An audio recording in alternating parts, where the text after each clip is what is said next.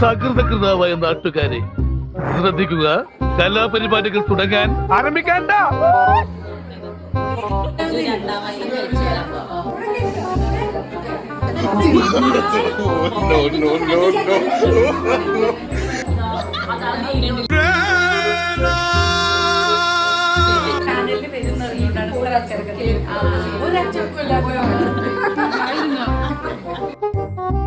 ഇങ്ങനെയുള്ള സന്ദർഭങ്ങളിലാണ് നമ്മൾ സ്വയം നിയന്ത്രിക്കുന്നത്. Self control.